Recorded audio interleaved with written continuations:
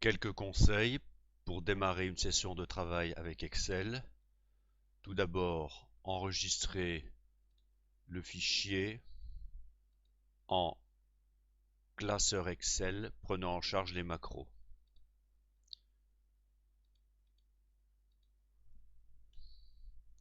Je vais appeler le fichier test 1.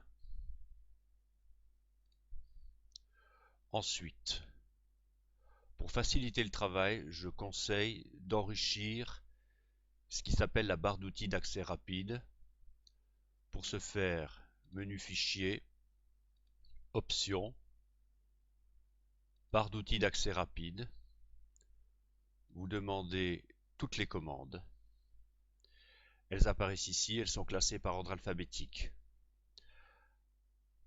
Les plus utiles sont certainement Visual Basic, le mode création qui permet de basculer du mode exécution en mode création, la gomme qui permet d'effacer des cellules Excel facilement, l'insertion de caractères spéciaux, l'insertion d'une équation, reproduire la mise en forme est très utile, l'insertion d'une zone de texte pour enrichir les contenus, les formes rectangle, cercle aussi utiles.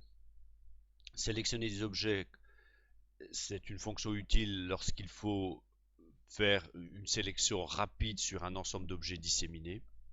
Remplissage de formes, moins intéressant. Contour, flèche, ça c'est pour la décoration. Insérer des contrôles, c'est très utile lorsqu'on veut insérer des contrôles directement sur la feuille Excel. Effacer des bordures, c'est pour travailler sur l'allure des cellules. Ce qu'il faut aussi faire, c'est dans personnaliser le ruban, cocher l'onglet développeur ici, parce que par défaut, il n'est pas coché.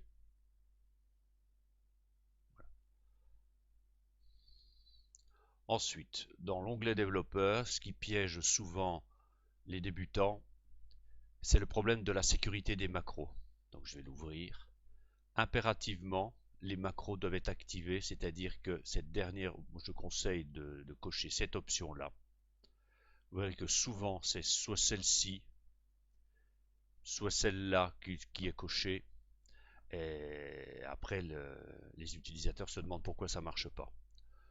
Si jamais l'une de ces premières-là est cochée, vous cochez la dernière, vous dites OK, vous sauvegardez votre travail, vous fermez le classeur Excel, vous le réouvrez et ça fonctionnera.